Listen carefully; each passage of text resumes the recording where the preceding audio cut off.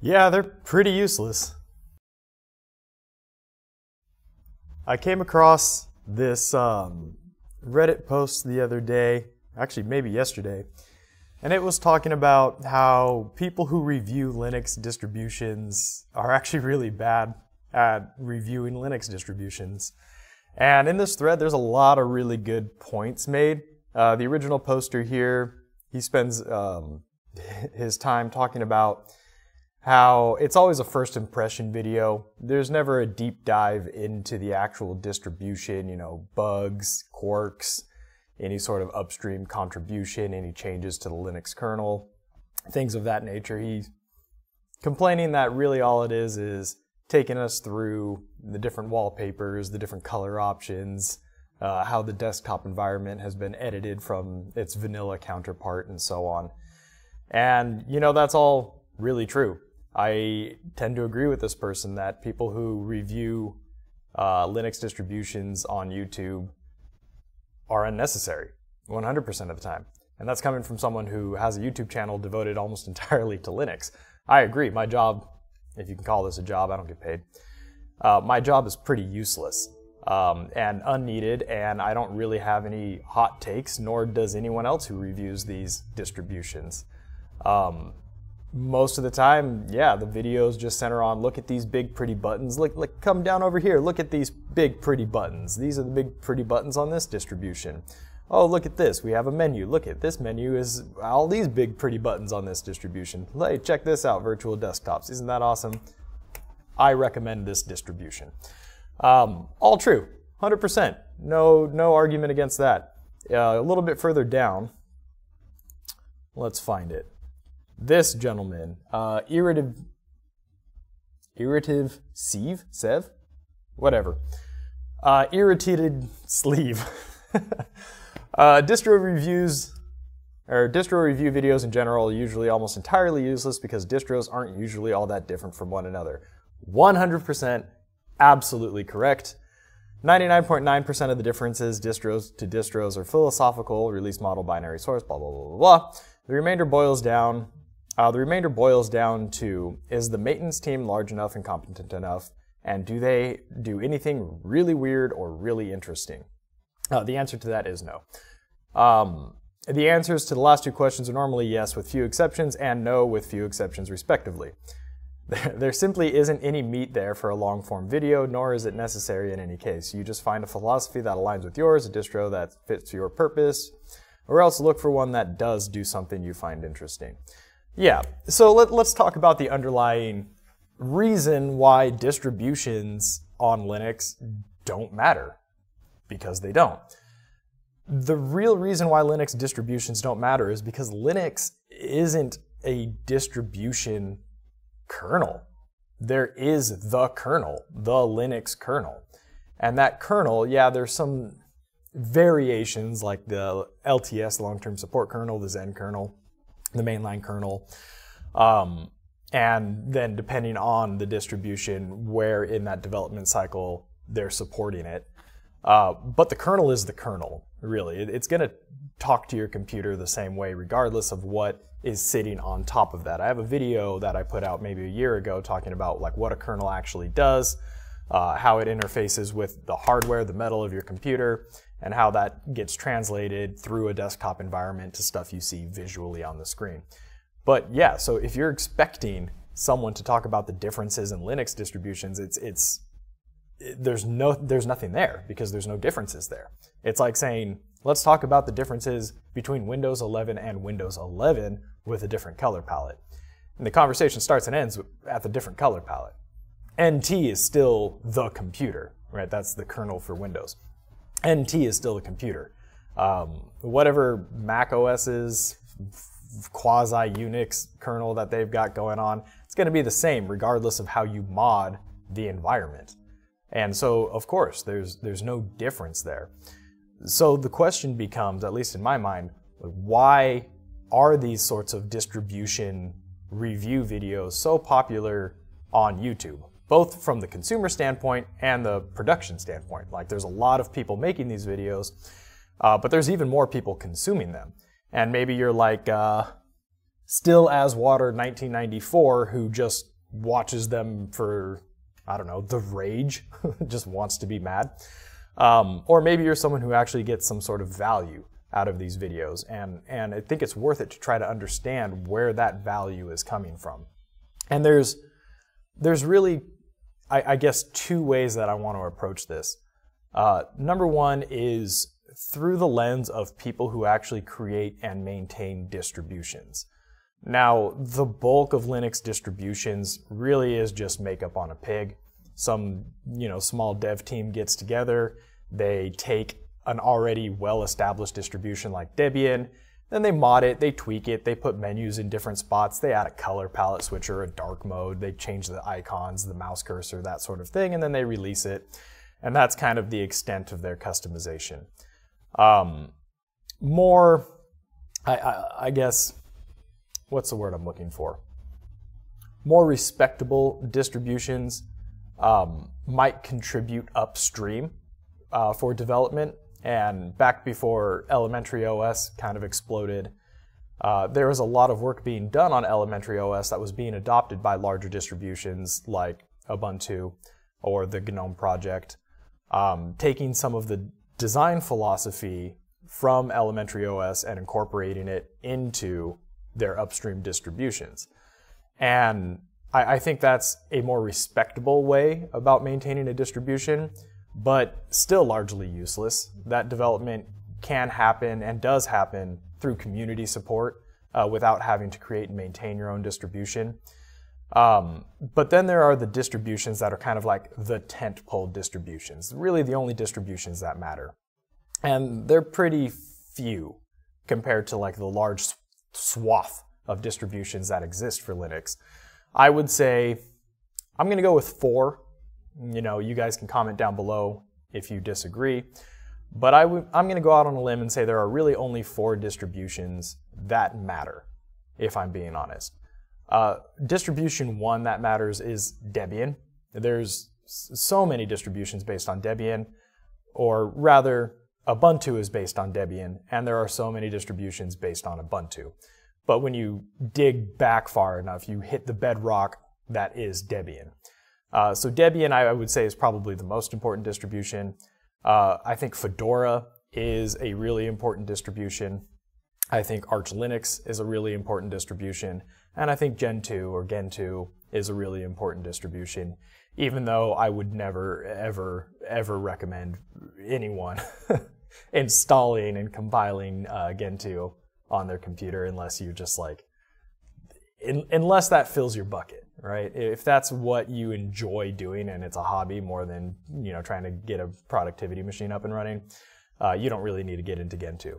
There are other independently maintained distributions, like Void Linux, for example, but Void isn't relevant. I love Void. I love that they've gotten away from systemd. I love how kind of like scrappy and, niche the distribution is, but it's not necessary. Void really doesn't do a whole lot that Arch doesn't do aside from the systemd, and I think they don't use runit, or they do use runit. It's some sort of init system, I forget, it's been a while since I've looked into it. But even Void isn't necessary. Now, there is an honorable mention, Linux Mint. People will always recommend Linux Mint. I'm relatively certain Linux Mint is based on Ubuntu, or was based on Ubuntu. But that is a good team, that is a good product. They do contribute upstream. They do maintain their own desktop environment, Cinnamon, which is a great desktop environment. I don't think it's as much of a staple as the other 4 that I mentioned, but it is worth bringing up. So yeah, those are really the only distributions. Anything outside of that is just meme distributions, and like Garuda Linux, and cool, I got like colorful, weird, wired icons and all of these crazy menus and wobbly windows, and look at its Mac but for hackers sort of thing. Like, that doesn't matter. EndeavourOS doesn't matter. The various flavors of Ubuntu really don't matter. Yeah, I mean, I could go on, but there's hundreds out there. Just look one up and then say to yourself, yeah, this doesn't matter. Now, the other approach is the problem endemic on YouTube, right? The content creators reviewing these distributions and the people consuming those review videos. I think the poster on Reddit is generally right. It's low-hanging fruit. It's easy to create a review distribution, you know, install it on a virtual machine, say, look at all these pretty colors. Oh my God, this wallpaper is breathtaking. This is definitely the most gorgeous desktop environment or most gorgeous distribution I've ever seen. It's easy, right? It's easy to produce that content. It's easy to throw it up on YouTube to your, 1,000 subscribers and get your positive feedback in the form of clicks and comments. It's just low-hanging fruit. And then from the consumer standpoint, why do these videos get clicks? And that's a harder question to answer because I don't really consume these sorts of videos a whole lot, even though I myself am guilty of making one or two. But I think from the consumer standpoint, it's linked to the fact that there are only 4 distributions. I think consumers tacitly understand or intrinsically understand that the subtle differences in the distributions, if they exist, ultimately don't matter for 99% of the end users. It might matter for the spurgs on Reddit, but it really doesn't matter for the bulk of the consumer base that's consuming Linux, especially since most of them now, with the advent of corporate Linux coming up and becoming more mainstream, they're just concerned with, does it plug and play? Does it work out of the box? And if that's all they're concerned with, then yeah, the review videos that talk about the pretty colors and the buttons and the mice and where the menus are, like that's the content that they want to consume because that's what matters to them as the end user. And there's nothing wrong with that. It's content that's being produced for, we'll call them normies. It's content being produced by normies for normie computing. I think it was Mental Outlaw that said in a video a long time ago that like most people just use their operating system as a bootloader for their web browser, and that's true.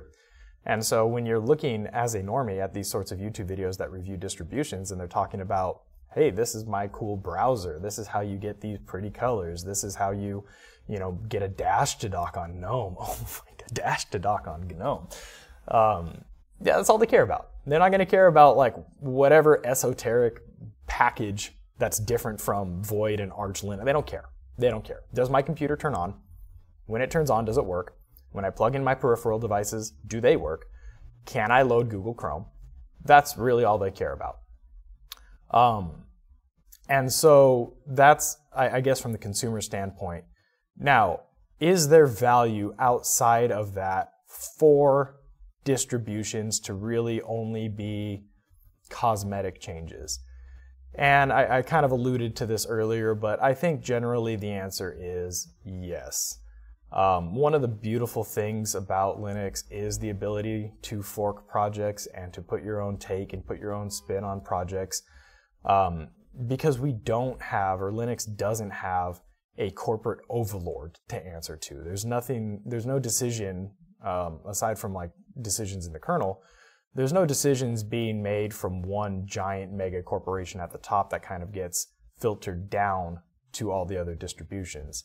It's more like what is working on specific distros that we would like to adopt because it's just better practice. It's something that we hadn't considered. It's an accessibility upgrade, etc., etc. And I think distributions generally do a good job of doing this. Shows how different and varied and feature-rich Linux can be instead of just having one company make all the decisions like in Mac OS or in Windows.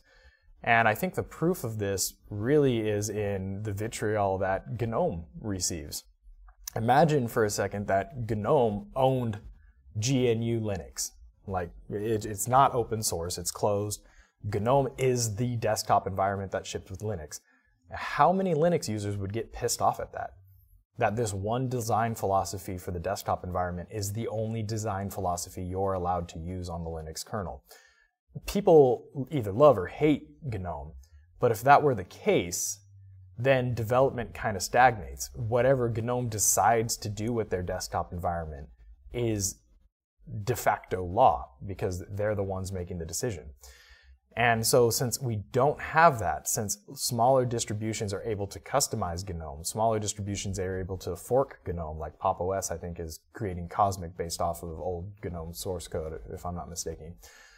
Because they can do that, development progresses and becomes more tailored toward the end user. At the end of the road, we as the users of Linux get to benefit. And so, yeah, there are good reasons why some distributions only focus on cosmetics and usability or user experience.